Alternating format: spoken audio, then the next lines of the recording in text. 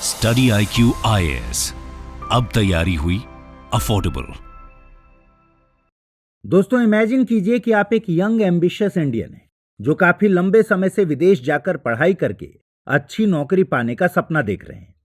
उसके लिए आपने महीनों तक मेहनत की है, फॉर्म्स भरे हैं, डॉक्यूमेंट्स जुटाए हैं, इंटरव्यूज की तैयारी की है, बैंक से लोन लिया है और तो और आपने अपने पेरेंट्स की जीवन भर की सेविंग्स को इसी में झोंक दिया है ताकि आप अपनी ड्रीम यूनिवर्सिटी में एडमिशन ले सकें। लेकिन फिर एक दिन वो ईमेल आता है जिसमें लिखा होता है, we regret to inform you that your visa application has been rejected. उस पल आपके पैरों तले जमीन खिसक जाती है। आपके सपने, आपकी मेहनत, आपके पेरेंट्स का सेक्रीफाइस, सब कुछ एक झटके में मिट्टी में मिल जाता है। दोस्तों, ये सिर्फ आपकी कहानी नहीं है, बल्कि हर साल लाखों इंडियंस के साथ ऐसा ही हो रहा है। जी हाँ, इंडियंस का वीजा रिजेक्शन रेट दुनिया की टॉप पोजीशंस में से एक पर है। एक तो ये प्रोसेस खुद में बहुत लंबा, कॉम्प्लेक्स और टायरिंग होता है। ऊपर से इन सब के बाद इस तरह का रिजेक्शन इंसान का मनोबल पूरी तरह से तोड़ देता है। हाल ही में जब हमारे external affairs minister doctor S Jaishankar से अमेरिका में मौजूद 18,000 इलीगल इंडियन इमिग्रेंट्स के डिपोर्टेशन पर सवाल किया गया, तो उन्होंने कहा, इसमें कोई दो राय नहीं है कि हम लीगल मोबिलिटी को सपोर्ट करते हैं। लीगल और म्यूचुअली बेनिफिशियल मोबिलिटी दोनों देशों के लिए फायदेमंद होती है। लेकिन अगर वीजा का वेटिंग टाइम 400 डेज हो तो ये इस रिलेशनशिप पर बुरा असर डालता है। यानी इनडायरेक्टली वो इन देशों के लंबे और हेक्टिक वीजा प्रोसेस पर तंज कस रहे थे। खैर, अमेरिका तो फिर भी ठीक है, लेकिन जब बात शेंगन वीजा की होती है तो ये स्थिति और भी ज्यादा शर्मनाक हो जाती है।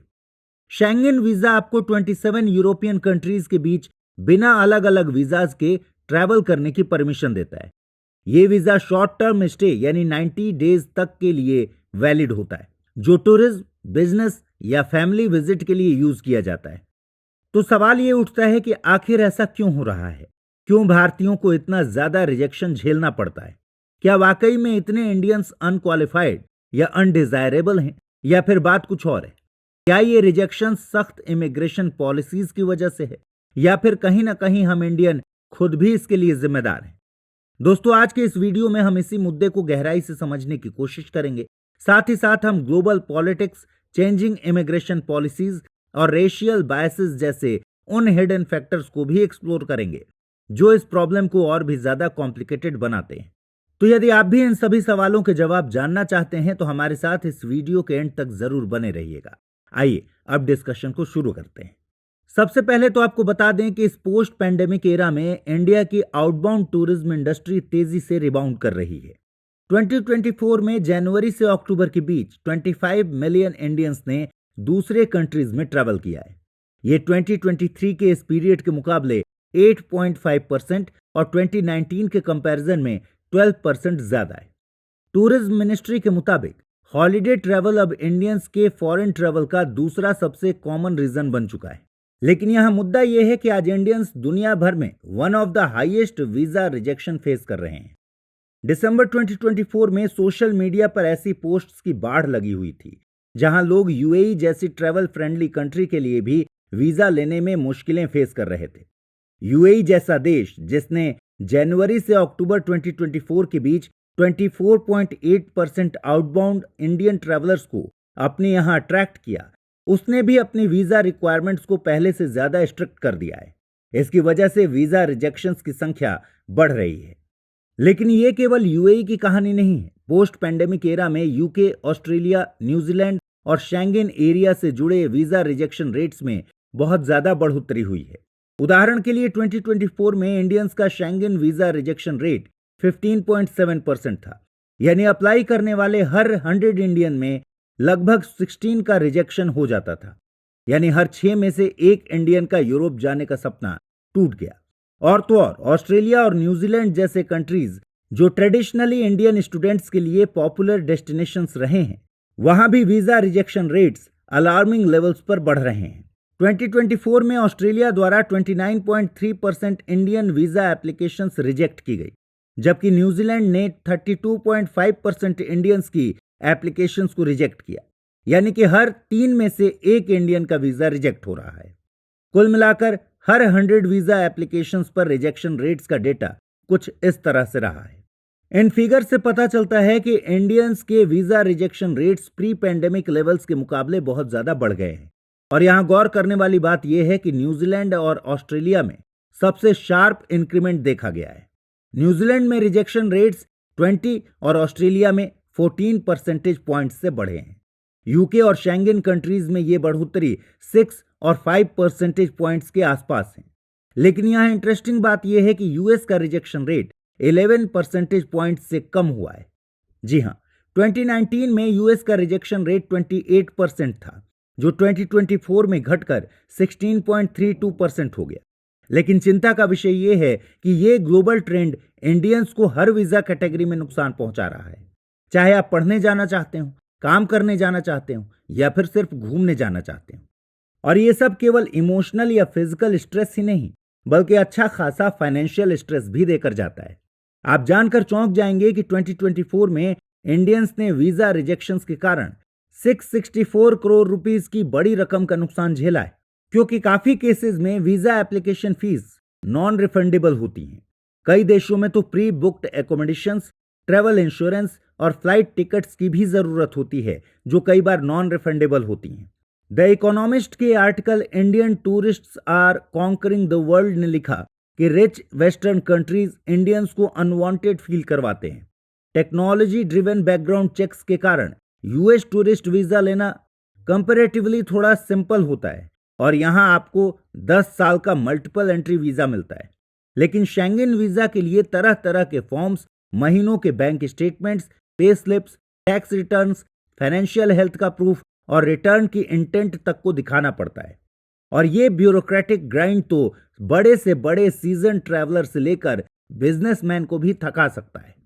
यदि इस सब के बाद आपकी एप्लीकेशन एक्सेप्ट हो भी जाए तो सक्सेसफुल एप्लीकेंट्स को वो वीजा मिलता है जो सिर्फ उनके पर्टिकुलर ट्रिप के ड्यूरेशन के लिए वैलिड हो। यदि आप इस बीच इंडिया वापस लौट आए तो ये पूरा प्रोसेस फिर से स्टार्ट करना होता है। अमीर देशों के सिटीजन्स को दुनिया के ज्यादातर हिस्सों में शॉर्ट स्टेज के लिए वीजा की जरूरत ही नहीं पड़ती, लेकिन डेवलपिंग कंट्रीज के लोगों को इसके लिए भी वीजा चाहिए होता है और इंडियंस इस लिस्ट में सबसे ज्यादा अफेक्टेड है। फिर चाहे आप दूसरे देश पढ़ाई के लिए जाना चाहते हो या मौज मस्ती के लिए, इस वीजा प्रोसेस की हाई फीस, लंबा और अनसर्टेन वेटिंग टाइम और पेपर वर्क का स्ट्रगल इस सब को काफी मुश्किल बना देता है। और इसका इम्पैक्ट सिर्फ इंडिविजुअल्स तक ही लिमिटेड नहीं है, ये पूरे देश की इकोनॉमी को अफेक्ट करता है। जब टैलेंटेड लोग बाहर नहीं जा पाते तो वो नॉलेज एक्सचेंज नहीं हो पाता, जो ग्लोबल इकोनॉमी के लिए क्रूसियल है। इंडिया जैसे डेवलपिंग कंट्रीज के लिए तो ये बहुत बड़ा नुकसान है। ऊपर से 2025 में इंडिया का हेनले पासपोर्ट इंडेक्स में 80th से 85th पोजीशन पर गिरना इस सिचुएशन को ज्यादा कॉम्प्लिकेटेड बना सकता है। आपको बता दें कि हेनले पासपोर्ट इंडेक्स एक ग्लोबल रैंकिंग है जो शो करती है कि एक देश के पासपोर्ट होल्डर्स को बिना वीजा के कितने देशों में ट्रैवल करने का मौका मिलता है। इससे वीजा रिजेक्शन रेट्स को समझना आसान होता है। तो अब सवाल यह है कि आखिर इन सब का कारण क्या है। तो दोस्तों, हाई रिजेक्शन रेट्स के पीछे एक सबसे कॉमन रीजन है इनकम्प्लीट या इनएक्यूरेट एप्लीकेशंस। वीएफएस ग्लोबल के मुताबिक 35% रिजेक्शन पेपर वर्क एरर्स के कारण होती हैं। हर 3 में से एक एप्लीकेशन सिर्फ इसलिए रिजेक्ट हो जाती है क्योंकि उसमें कोई डॉक्यूमेंट मिसिंग था या फिर कोई डिटेल गलत भरी हुई थी। लेकिन ये सिर्फ एप्लीकेंट्स की गलती नहीं है। Visa application process specially US, Canada और यूके जैसे देशों के लिए बहुत ज्यादा कॉम्प्लेक्स है। यहाँ अनगिनत फॉर्म भरने होते हैं, अनगिनत दस्तावेज जमा करने होते हैं और अनगिनत नियमों का पालन करना होता है। एक छोटी सी भी गलती आपके पूरे एप्लीकेशन को रिजेक्ट कर सकती है। कई बार फ्रॉड डॉक्यूमेंट्स भी इस समस्या को और ज्यादा बढ़ा देते हैं। ये सिर्फ इंडिविजुअल एप्लीकेंट्स को ही नहीं, बल्कि पूरे देश की क्रेडिबिलिटी को नुकसान पहुंचाता है। इसकी वजह से जेन्युइन एप्लीकेंट्स को भी एक्स्ट्रा स्क्रूटनी का सामना करना पड़ता है। कुछ कंट्रीज ने इसी वजह से स्पेशल वेरिफिकेशन प्रोसेसेस इंप्लीमेंट कर दिए हैं, जिससे वीजा प्रोसेस और भी लेंदी और कॉम्प्लिकेटेड हो गया है। ऊपर से पेंडेमिक के बाद हायर एप्लीकेशन वॉल्यूम्स के कारण भी वीजा प्रोसेसिंग सिस्टम पर लोड काफी ज्यादा है। जैसे यूएस में विजिटर वीजा के लिए हैदराबाद में 429 डेज, कोलकाता में 436 डेज और दिल्ली में 441 डेज का वेटिंग टाइम चल रहा है। इसका दूसरा बड़ा कारण है इनसफिशिएंट फंड्स। वीजा ऑफिसर्स ये सुनिश्चित करते हैं कि आवेदकों के पास अपने स्टे के दौरान खुद को फाइनेंशियली सपोर्ट करने के लिए पर्याप्त पैसे हों। यह खासकर स्टूडेंट वीजाज और लॉन्ग टर्म वर्क परमिट्स के लिए बहुत जरूरी होता है।